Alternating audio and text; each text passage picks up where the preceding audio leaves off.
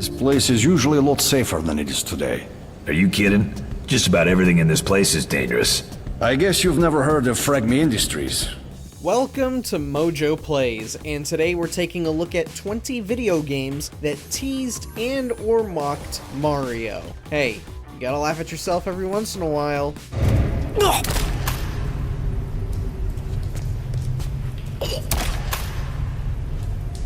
Before we begin, we publish new videos all week long, so be sure to subscribe to MojoPlays and ring the bell to be notified about our latest videos. A Hat in Time. If you want it, we'll have to settle it in true Mafia style! One of the most famous secrets of Super Mario 64 was the eerie L is real message emblazoned on the statue in the castle's courtyard. It was a secret that haunted players for so long, and by the time A Hat in Time released in 2017, we still had no word on whether Luigi was planned to be in Super Mario 64. A Hat in Time pokes fun at those who relished in the mystery, and you can find this joke under the game's Death Wish mode. Did you know you could unlock Luigi by completing every Death Wish on the first attempt? When speaking to Snatcher, there is a chance he'll say something about unlocking a Luigi. Just a reminder, folks, don't believe every little thing you read and hear about online. I don't even know what that is, but it has to be genuine. I read it online. Accounting Plus. Hey, you want to be an accountant? Well, now's your chance. It's the only chance you'll ever get, and this is serious trouble. While the joke towards Mario wasn't made in the game itself, there was a friendly spoof made of Mario during Accounting Plus's marketing campaign. Well, the marketing campaign for the director's cut specifically. In said trailer, there's a brief moment where Harold Jenkins appears from a warp pipe and begs for then President of Nintendo of America Reggie Fils-Aimé to approve releasing the game for Switch. Also, Switch version, come on, Reggie! Yeah, give us the money, I'm money guy! Although, something tells us the derpy-looking Goombas may not have been viewed as flattering by Reggie or his bosses. Accounting Plus never made its way to Switch, and Squanch Games has since moved on to other pastures. Harold Jenkins proved to us all that passion knows no bounds. Ratchet and Clank Future, A Crack in Time. Hello? Oh, it's you! You gave the old ticker a start. What are you doing all the way out here? When you recruit a legendary voice actor like Charles Martinet, you gotta throw in some cheeky reference to their most iconic roles, which in this case would be Mario himself. Indeed, Martinet does voice a character in this game, but it's not the character we're talking about here. At one point early on in Clank's story, you'll encounter the plumber from the very first Ratchet and Clank game. Before the tiny warbot leaves, Clank asks if the plumber will go with him, to which the plumber responds with, Are you coming? Plumbers don't just go diving down strange pipes all willy-nilly. That'd be ridiculous. if he only knew.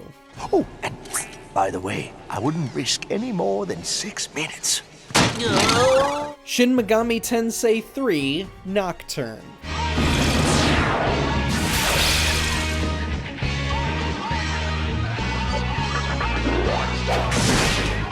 Unfortunately, not every reference to Mario or other Nintendo franchises make it into every game. There are some games where files float around, never to be properly integrated into their respective games. Shin Megami Tensei 3 is among those games, and deep within the files lies a placeholder text for the demons to say when you're trying to recruit them. This text reads, quote, "I'm Luigi. I think I'll go with you. You remind me of my big bro. Kinda chubby too," end quote. Why this text never made it into the final build we may never know. However, it might be safe to assume that Atlus or its other publishers simply didn't want to risk getting in trouble with Nintendo.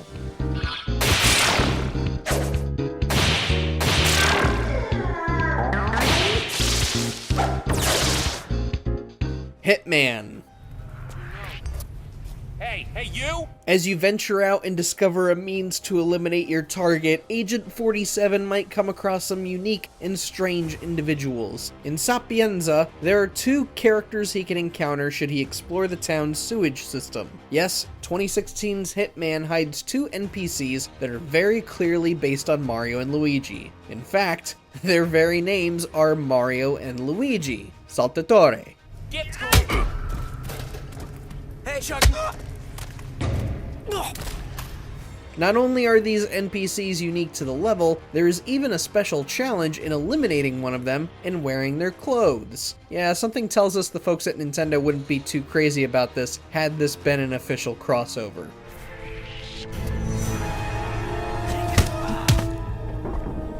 Eat Lead, the return of Matt Hazard. Captain Carpenter. Long time no see. Indeed. I wish it were under better circumstances. It's one thing to include a reference or Easter egg that jokes about a character like Mario. In the case of Eat Lead, there is an entire character dedicated to making fun of him. The penultimate level of the game sees Matt Hazard needing to rescue another washed-out video game hero known as Captain Carpenter. Yeah, it's a more unflattering parody of Mario, complete with a block to bash and his very own warp pipe. Lead straight home, which is where I'm going to stay until this blows over. He even utters a reference to Donkey Kong. The missus always said she had a bad feeling about me working here. Too many barrels. Earthworm Jim Special Edition.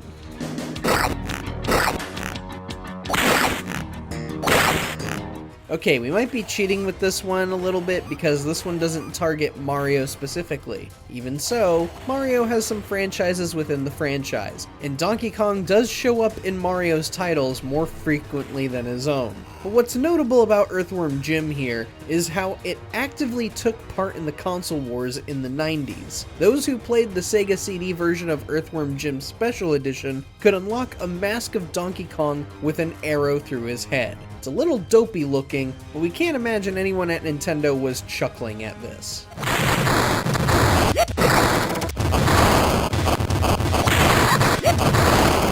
Gex, Enter the Gecko. This is like a luau at Mel Blanc's house. Let's switch over to something a little less antagonistic. Gex Enter the Gecko is packed to the brim with references to 80s and 90s pop culture. So much of it that it makes the game outdated and kind of unfunny. There is one smarmy line Gex utters that is worth a guffaw or two. Certain levels may cause Gex to ask, "I guess Bowser's on vacation."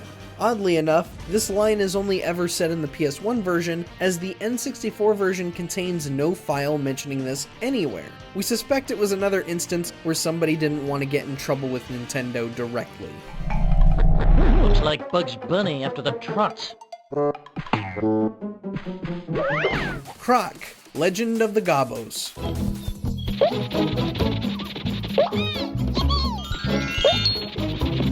Much like Accounting Plus, Croc Legend of the Gobos didn't make fun of Mario and company in the game, but rather its marketing. Was the jab born out of resentment towards Nintendo for rejecting Croc when it was pitched as a 3D Yoshi game? After all, former Argonaut Games founder Jez San has said the rejection soured the company's relationship with Nintendo. So one would expect some kind of advertisement for a game starring a crocodile, showing said crocodile eating characters like Crash Bandicoot, Lara Croft, and Mario?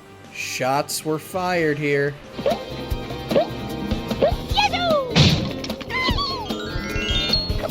Penn and Teller's Smoke and Mirrors. Hi, I'm Penn Gillette, and this is my partner, Teller. Welcome to our video game. Normally, we would not include a canceled game on a list like this. However, Penn and Teller's Smoke and Mirrors did receive reviews and had copies printed before it was ultimately canceled. Before the plug was pulled and reviews soured the game's reputation, critics were forced to endure mini-games and dumb visual gags in between them. During the game's intro, Penn tries to set the player's expectations for the game by mentioning the games it isn't like, with Teller providing some goofy bits for comic relief. Of course, Penn says that the game is not for players who like to, quote, goof around with short immigrant piping engineers with lots of facial hair, end quote. So if you're, let's say, looking to goof around with short immigrant piping engineers with lots of facial hair. Considering this game was planned to be released on the Sega CD first, we wouldn't be surprised if this was another console war era insult like with Earthworm Jim. If you like any of that sort of stuff, you're playing the wrong video game. Project Cross Zone 2. 行くぞ俺たちが援護するシートガンアイスレインヤバストライク Let's fast forward a bit with some newer games, eh? The often forgotten tactical RPG Project Cross Zone is perfect for Sega, Capcom, and Bandai Namco fans, and the trio of Japanese gaming giants took a couple of playful jabs at Nintendo via an original character named Xiaomu. In Project Cross Zone 2, Xiaomu doesn't just make a couple of references to Mario Kart, she straight up calls Mario evil. Upon seeing Sheath having survived a lethal blow from an earlier moment in the game, Xiaomu tries to insult him by saying, quote, "You have as much moral integrity as an Italian plumber," end quote. Considering the number of times Mario has used Yoshi as an emergency springboard, it's kind of fitting.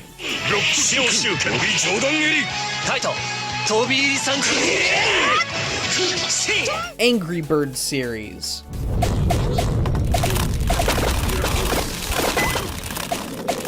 Despite being a completely different type of game, the Angry Birds franchise has paid several tributes to Mario and company, albeit in some unflattering ways. Tell us, why else would the evil, greedy pigs be sporting colored caps and very specific types of mustaches?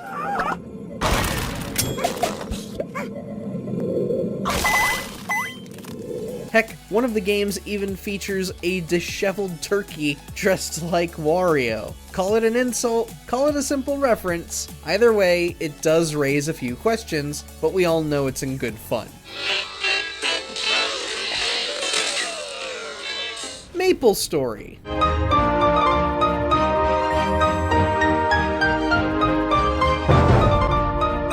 Almost hard to believe this MMORPG has been going for as long as it has. Just from its longevity alone, one would expect Maple Story to be packed with references. Indeed, there is one whole character that is a walking parody of not Mario, not Peach, not even Donkey Kong or Yoshi. No, there is a character within Mushroom Castle walking around with the name King Krupa, and he's got his very own spiked shell for a cap. And yes, he too has an unhealthy obsession with the princess.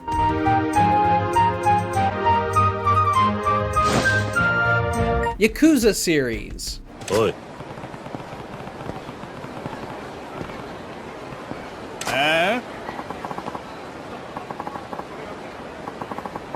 Much like Angry Birds, the Yakuza and Like a Dragon games have teased and prodded Mario a couple of times. In Yakuza 0, the Arakure quest side mission sees you trying to retrieve a video game for a young boy. One of the goons that gets a hold of the game is a Yakuza dressed in brown named Gang Goomba, and he even talks about how he's sick of getting stomped on all the time.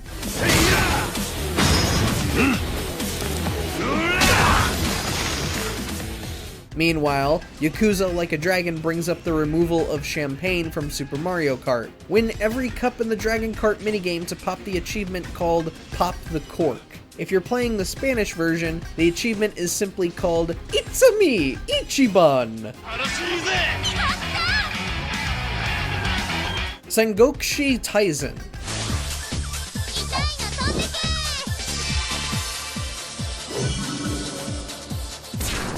Never heard of this game? That is totally okay and understandable, as it was only ever made available in Japan. Even so, we cannot ignore how cowardly this game portrays Mario and Luigi. In this RTS card game from Sega, you can earn a card that depicts two knights on their knees, begging and crying for mercy. Those knights look a little too close to our favorite pair of brothers, wouldn't you say? And to think at this point, we were only 2 years away from Sega and Nintendo teaming up for the first Mario and Sonic at the Olympics game.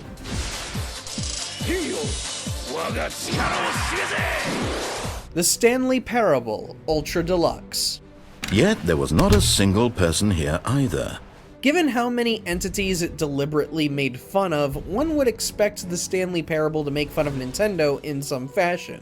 Of course, the game takes that chance, and it does so on the Switch version of Ultra Deluxe in all places. Remember that disturbing painting of the panda with the gun? Well, in the Switch version, that painting is slightly altered. The hand and arm holding the gun now resembles Mario's arm, with the caption underneath the painting saying, "Business strategy," instead of just business strategy. Perhaps a criticism of Nintendo's weird practices?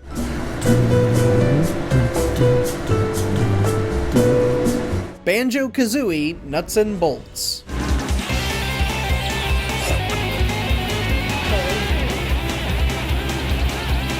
Once again, we have another instance involving the game's marketing more than the game itself. Sure, the Lord of Games, or LOG, teases Banjo and Kazooie for not being in as many games as, quote, that Italian gentleman, end quote. However, the instance we're talking about here goes further back to when the game was still being marketed. Upon its initial reveal, one shot of Banjo-Kazooie Nuts and Bolts shows the bear and bird flying a plane and shooting at a figure resembling Mario in his 8-bit appearance.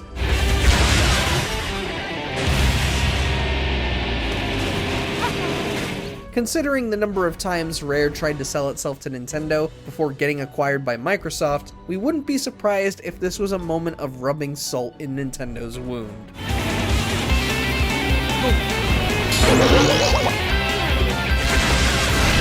Undertale.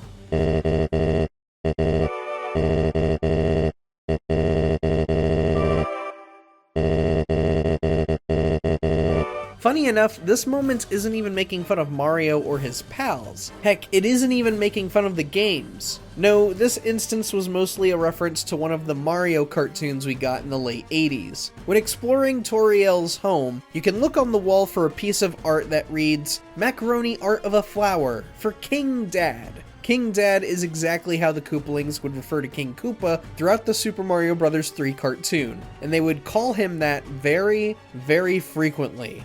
Why not just call him Dad or Father? Big problems, King Dad! Our radiators overheated! Segagaga.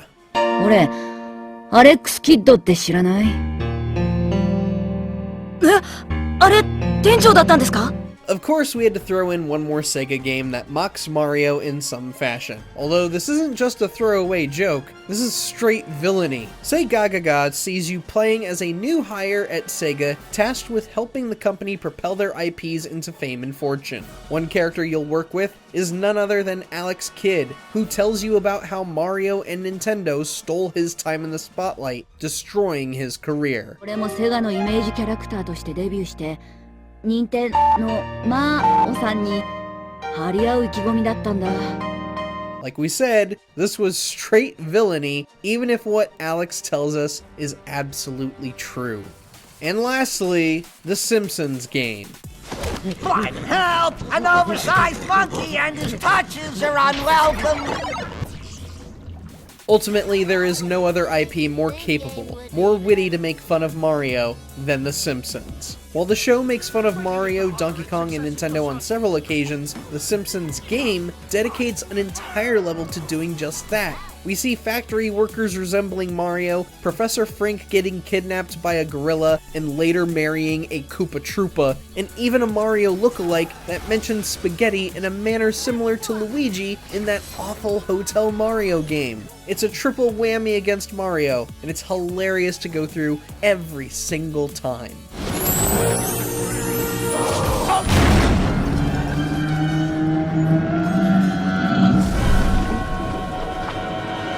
Was there another moment where Mario was made fun of in a completely different game? Let us know down in the comments, and be sure to subscribe to MojoPlays for more great videos every day.